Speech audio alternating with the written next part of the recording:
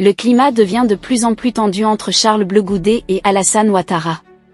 Charles Blé Goudé se trouve aussi coincé et radié de la liste électorale comme Gbagbo et Tidjane Thiam par les manœuvres de Ouattara. Beaucoup voient déjà Alassane Dramane Ouattara braquer un 4e mandat. Salut chers abonnés et bienvenue une fois de plus sur votre chaîne d'information préférée.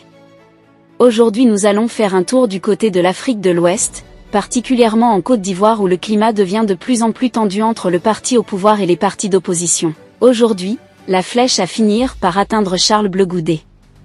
À 6 mois de la présidentielle en Côte d'Ivoire, la justice a rejeté le recours de l'opposant Charles Blé Goudé, entérinant sa radiation de la liste électorale. La candidature de Charles Blé Goudé à la présidentielle ivoirienne du 25 octobre 2025 s'éloigne encore un peu plus. Vendredi, le tribunal de première instance de Gagnoa, Centre, a rejeté son recours contre sa radiation de la liste électorale, a annoncé son parti, le Congrès panafricain pour la justice et l'égalité des peuples, COJEP. L'ancien bras droit de Laurent Gbagbo, acquitté par la Cour pénale internationale mais toujours condamné à 20 ans de prison en Côte d'Ivoire pour des faits liés à la crise post-électorale de 2010 à 2011, est privé de ses droits civiques et politiques. Son inscription sur la liste électorale avait été contestée, et sa radiation empêche désormais toute candidature. Cette audience, tenue vendredi 25 avril, marquait une étape décisive dans le contentieux électoral, a indiqué son parti. Les amis, beaucoup craignent le pire en cette année en Côte d'Ivoire. Aux yeux de tous on voit une stratégie très silencieuse écarter les véritables opposants de Ouattara de l'élection du mois d'octobre. En effet Charles Blé Goudé n'est pas le seul concerné. L'ancien président Laurent Gbagbo, l'ex-premier ministre et chef rebelle Guillaume Soro, actuellement en exil, ainsi que Tidjane Thiam, candidat du Parti démocratique de Côte d'Ivoire, PDCI, sont également exclus du scrutin.